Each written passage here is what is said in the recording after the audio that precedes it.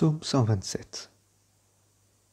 Si l'Éternel ne bâtit la maison, ceux qui la bâtissent travaillent en vain. Si l'Éternel ne garde la ville, celui qui la garde veille en vain. En vain vous vous levez de bon matin, vous vous couchez tard, et vous mangez le pain de douleur. Il en donne autant à ses bien-aimés pendant leur sommeil. Voici, des fils sont un héritage de l'Éternel. Le fruit des entrailles est une récompense. Comme les flèches dans la main d'un guerrier, ainsi sont les fils de la jeunesse. Heureux l'homme qui en a rempli son carquois. Il ne sera pas confus quand ses fils parleront avec des ennemis à la porte.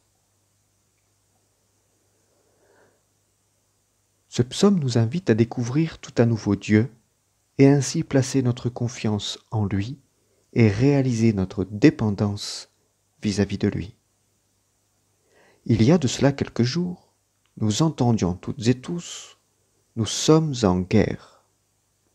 Oui. Et une chose doit prédominer dans notre esprit.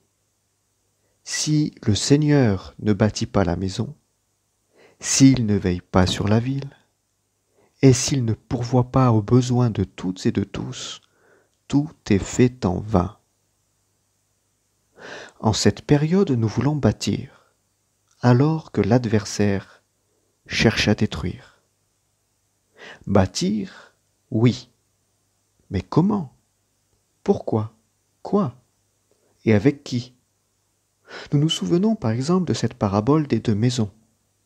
Le sage bâtit sur le roc, l'insensé bâtit sur le sable. Vous connaissez la suite. La maison s'est effondrée. Avec qui bâtir? Comment bâtir? Nous voulons structurer, édifier. Pour ce faire, nous investissons et nous nous investissons. Ce qui est capital dans le combat, ce ne sont pas les structures, les murs et les murailles, quand bien même elles ont leur importance.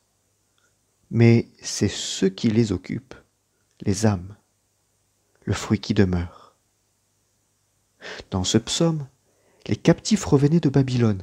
Certainement pendant le voyage pensaient-ils à leur maison et leur ville et à la joie que cela les procurait de les retrouver. Mais Dieu leur rappelle que la véritable joie se trouve dans le foyer, au sein de la famille et de la famille de Dieu. Dans l'adversité, dans le combat. Il est important de réaliser tout à nouveau la joie que procure la famille, les âmes ajoutées. La maison, si l'Éternel ne la bâtit. La ville, si l'Éternel ne la garde. Oh, les multiples activités, la peur d'en manquer, de s'ennuyer, d'où un certain activisme. Dieu est celui qui pourvoit. Alors pour conclure, à nous aujourd'hui, de nous attacher aux promesses de Dieu, du Dieu de l'espérance. À nous, de confesser que tout, absolument tout vient de Dieu. À nous de considérer aujourd'hui quel est le fondement de notre vie et avec quoi, mais surtout avec qui nous construisons.